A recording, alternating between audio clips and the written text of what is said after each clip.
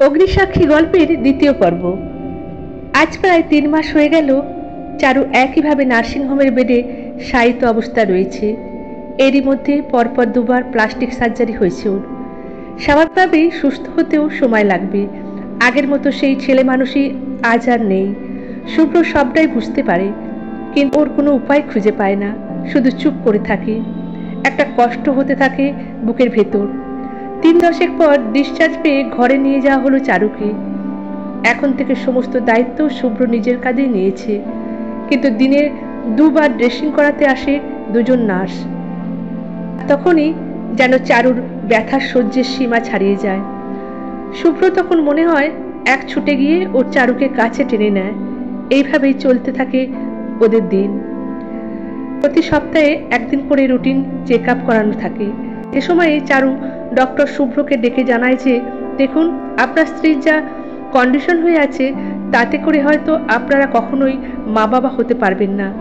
আর মনটাকে শক্ত করুন এখন থেকে, নইলে আপনার স্ত্রী কিন্তু ভেতর থেকে আরো দুর্বল হয়ে পড়বে। এসব আড়াল থেকে শুনে ফেলেছিল চারু। ফলে একদিন তো অঝরে কাঁদতে কাঁদতে ও শুভ্রকে বলে ফেলে, আমাকে ছেড়ে তুমি অন্য কোনো মেয়েকে বিয়ে করে নাও। আমি তো তোমাকে কখনোই সুখ দিতে পারলাম না, তাই আমার কাছ থেকে তুমি সম্পূর্ণ মুক্ত। আর কথাটি শেষ হতে দিল না শুভ্র। হাত দিয়ে স্ত্রীর মুখটা আলতো করে চাপা দিয়ে শুভ্র শুধু বলল, তুমি আজ যেমন পরিস্থিতির শিকারী হও না কেন, আমি তোমার হাত ছেড়ে দেওয়ার জন্য কিন্তু 2টো হাত ধরিনি। দূরে অস্পষ্ট আঁখি পল্লবে সীমারেখা ছাড়িয়ে পরিস্ফুট জ্যোৎস্নার আলো ওদের ভালোবাসাকে ক্রমশ উজ্জ্বল করে তুলছে। অত্যন্ত ধীরে ধীরে চারুর শরীর সুস্থ হচ্ছে। ডক্টর বলেছে যে চারুর শরীরে নাকি অনেক কিছুর ঘাটতি রয়েছে, যার ফলেই এত লেট রিকভারি। তাই বলে শুভ্র কিন্তু হাল ছাড়েনি। ইতিমধ্যেই ওর জমানো টাকা সব স্ত্রীর চিকিৎসাতে খরচ করে ফেলেছে। নিজেদের ভবিষ্যতের কথা আজ আর মাথাতে নেই। এরই মধ্যে কোম্পানি থেকে শুভ্র জার্মানি যাওয়ার অফার এসেছে একটা প্রজেক্টের কাছে। কি করবে এখন শুভ্র? দোটানায় পড়ে অফারটি ফিরিয়ে দিল সেবারের মতো। কিন্তু 6 মাস যেতে না যেতেই আবার আরও ভালো একটা অফার পায় কোম্পানির কাছ থেকে, ফ্রান্সে যাওয়ার।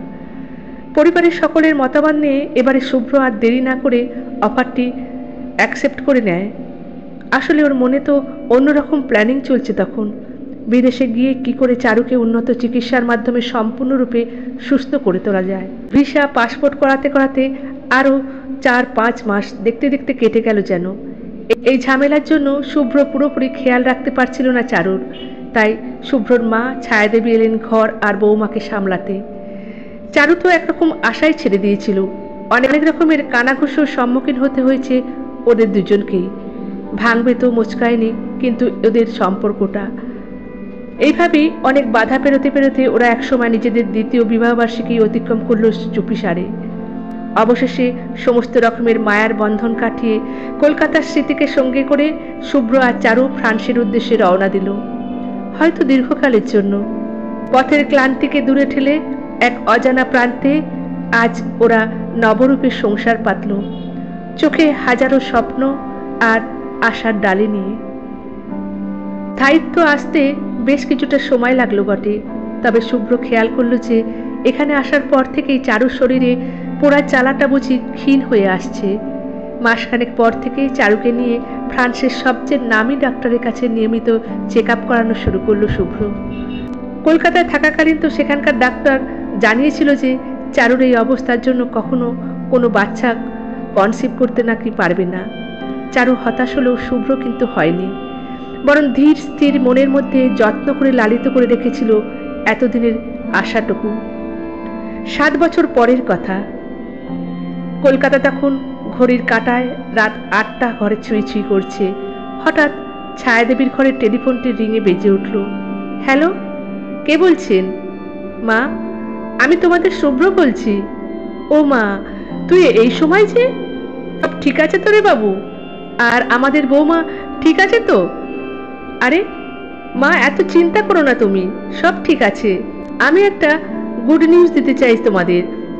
বাবা কোথায় আগে বলো? এই তো এখানেই, দাঁড়া, ফোনটা তোর বাবাকে দিচ্ছি। দাও। আমি তোমাদের দুজনকে একসাথে খবরটা দিতে চাই। হ্যাঁ রে বাবু বল। ফোনের ওপারে অপেক্ষারত বছর 70-এর সমরেশবাবু। বাবা, তুমি আর মা দুজনেই ঠাকুরদা আর ঠাকুমা হতে চলেছ। তোমাদের আশা পূরণ হতে চলেছে অবশেষে। কি বলছিস রে, সত্যি? আহা, আজ আমাদের যে কত আনন্দের দিন বলে বোঝাতে পারবো না রে বাবু। খুব ভালো থাকবে তোরা, প্রাণ ভরে আশীর্বাদ করি তোদের। ফোন রাখার পর দুপাশের প্রান্তেই যেন এক স্বস্তির নিঃশ্বাস পড়ল। অপেক্ষার প্রহর গোনার পালা বুঝি শেষ হলো শুভ্রর আর চারুর। ওদের গাঁটছড়াকে আরো শক্ত করতে 9 মাস পর চারুর কোল আলো করে এলো ছোট্ট রাজকন্যা।